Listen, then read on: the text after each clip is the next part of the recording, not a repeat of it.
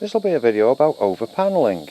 You see, you might remember that a couple of weeks ago I did a video about using these solar maintainer panels to run a small fan for extra cooling in the computer room.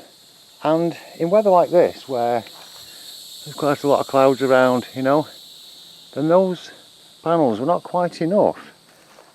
And the fan would go slower when the sun went in. And I thought to myself, well, hang on a minute, I've got this eco-worthy panel I'm not actually using at the moment, and it's 100 watts. This thing should be able to power it, whatever the conditions, at the right speed, at a good speed, for that 12 volt fan. But the thing is, they put out a maximum of about 15 volts, which is great for the 12 volt fan. But the large panel can put out about 21, so I'm going to have to put something in between.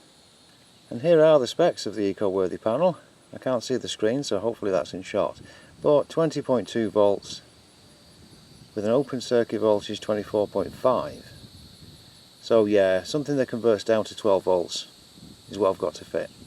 And that thing will be this. It's an LM2596 buck converter. I think they take up to 35 volts.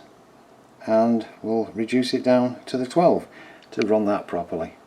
The first thing I've done is to solder on a couple of wires onto the output and a 2-pin plug, because on this thing we've got that which I want to connect into. Normally for 12 volt power on a computer it uses one of these, but yes, I'll plug into that one instead. Next thing to do is to connect to the input, and then I'll check with the multimeter. I'll turn that little screw there to get it to 12 volts, and then the system should be ready.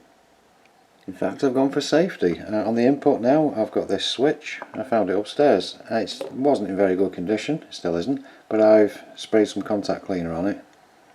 So there we are, now I can switch the whole lot on and off. Also, of course, by having the 2 pins on the end, I can run anything that's 12 volts up to about 2 amps, which is what these are capable of.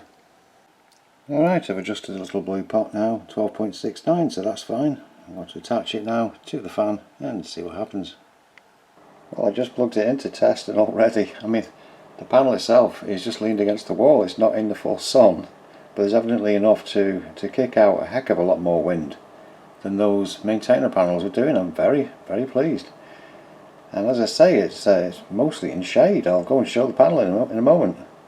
Yeah, here is the panel, and you can see that half of it's in the shade. And then there we are with the wires to the left and into the house. So yeah, I mean, considering it's not even in the sun, I've moved it out now so it is better in the sun. These 4 here need cleaning, but it can join those in a better way, and we'll just pop in and see if that's made any change. And the answer is it's about the same, just motoring along strongly, which is good, because I think these only use about 80 milliamps, so there shouldn't be that much of a change. But the whole thing should be more shade tolerant now.